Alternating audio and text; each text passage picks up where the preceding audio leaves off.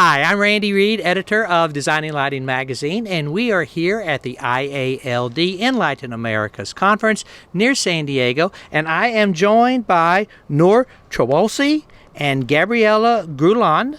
And did I get close on those names? Yes. Okay, thank you. And they're with Tillotson Design, and we are here to talk about the Perelman Center, which is a lighting design project that I wrote about, and I found it fascinating.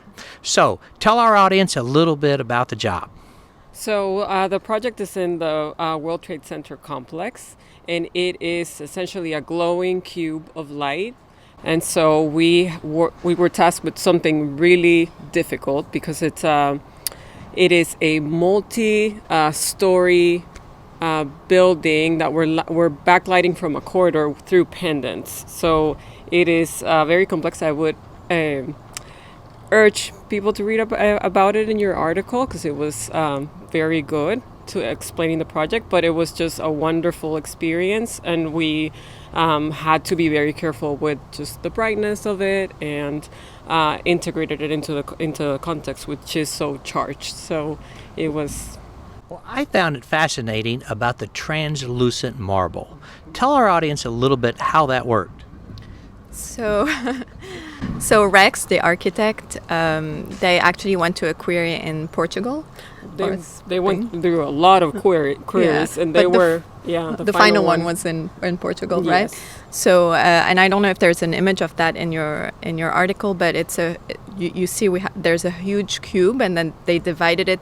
They spent hours on AutoCAD, like rendering everything so that it looks perfect in the four facades, so that it's symmetrical. Yeah. And we did a lot of.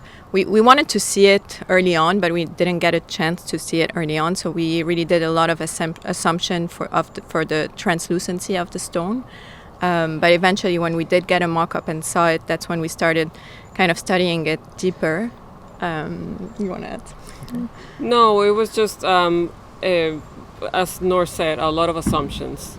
Most of the first years of design was assumptions on the translucency, the thickness, the composition of the BMU, and I don't know what BMU means. I'm sorry. It is I forgot what it stands for, but it's two layers of stone and an air gap in the middle. Right. Because right. it's a high performing facade, so it's airtight, and so all those the reflection, the study of how. On the outside, the stone is matte, and on the interior, it's reflective. All those components of it, we didn't know about that at the beginning. And we did get to play with some samples during the design process, but those were not the ones that actually got selected at the end. So we did have a lot of mock-ups, a lot of them with just white walls to see the spread of light. And then finally, we were able to work with the stone, and we actually started doing that during coronavirus time. So we had a mock-up that Noor went to in a theater in Broadway, because it was also a challenge to find tall large spaces that we could. Sure. So it was. Tell our audience a little bit about the fixture types that you used and how they're mounted. So to backlight the facade, we used we did a custom pendant with strips of I2 system LED tape in a housing by Lucas or Floss. Different beam spreads to accommodate the different. There's a 37. There's a 30-foot height. Lobby, and then there's a 72-foot high, the other level, so one has more bars than the other. But it seems to have a lot of uniformity from the outside. Well, because we did a lot of tests and a lot of mock-ups and a lot of just AGI studies, and it's a very precise study. So if you look at our sections, we actually really studied it so that the light kind of.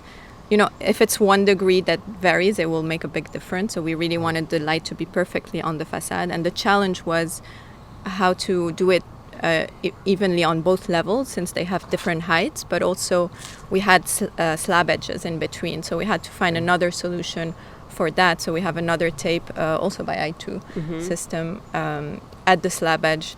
And it was a lot of nighttime mock-ups to kind of make this all work. Well, I'm sure this won't be the last award because I think it's a brilliant job. Congratulations. Thank you so much.